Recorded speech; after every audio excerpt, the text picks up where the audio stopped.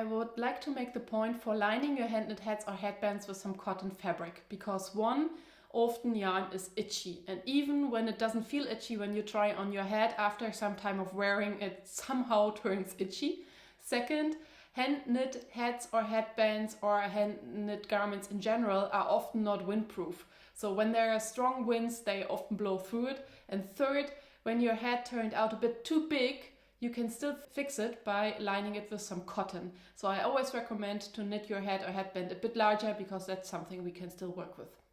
However, I also know that every step, especially if that steps include sewing after binding off your knitwear, feels like torture. And that's why we never do it.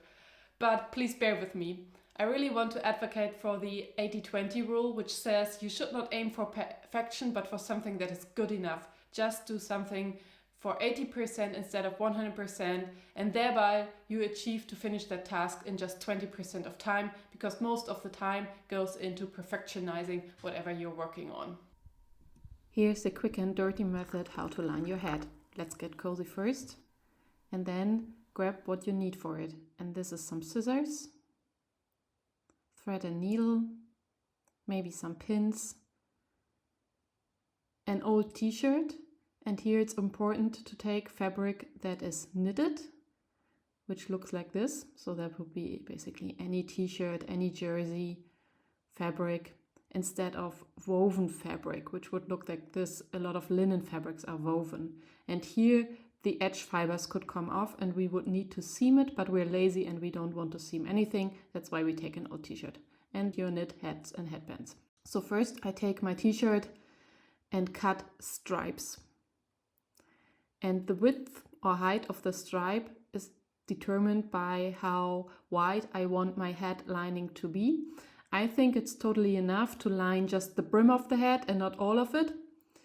And I use here 9 centimeters wide stripes. And because I'm already doing this, I cut as many stripes out of this back panel of the t-shirts as I can get. So that would be 3 stripes, because I want to prepare already more linings for the future that I can have in stock, so that it will be even easier next time I want to do something like this when I knit a new head or headband. And now I stitch together the short sides of one of those stripes to create something like a cotton headband. And this cotton headband has the circumference of my head.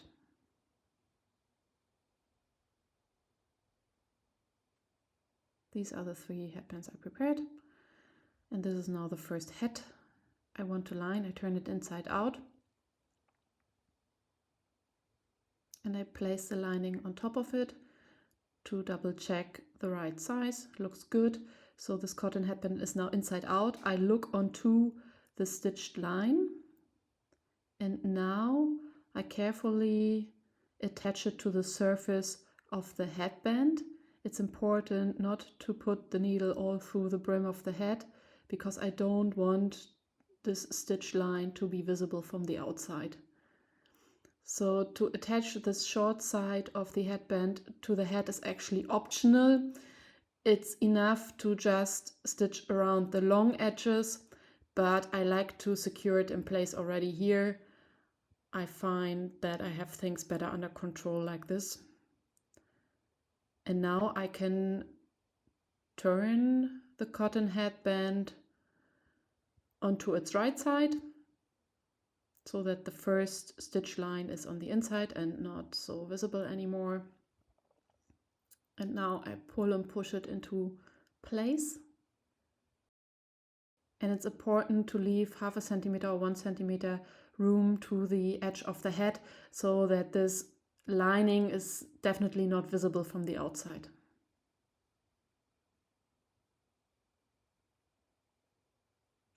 And regarding the stitch line, just take a basic zigzag stitch. This is stretchy. A straight line would not be stretchy, and the zigzag can be really steep and really zigzaggy and not too flat, because that wouldn't be able to stretch out enough. So this is now a sketch of the inlet and the stitch line would look like this. The diagonal lines is what is visible from looking onto the inlet, and the pointed lines is how I guide the thread underneath the inlet.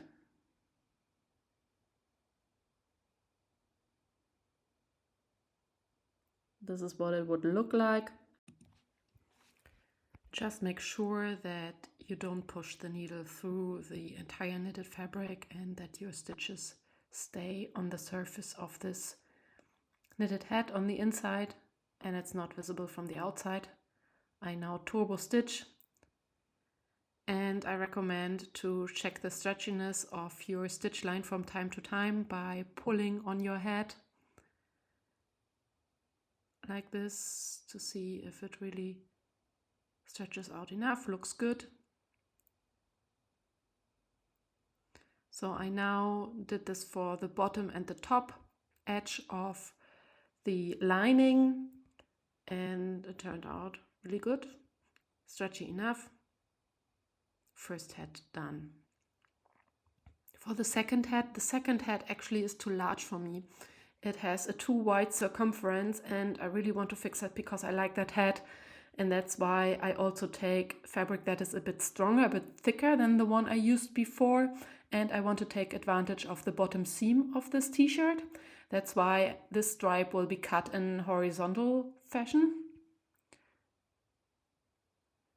Here is already the inlet which I prepared. I now attach it again on the short side.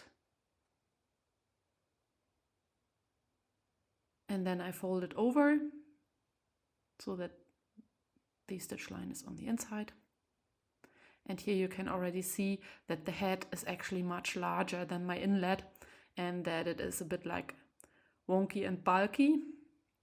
And I tuck, push and pull to distribute this bulkiness, this wonkiness evenly around the headband, and then I use pins to pin the inlet to the head so that while I stitch along the long edges so that the head doesn't move or is pushed to just one corner, which would create some odd bulkiness.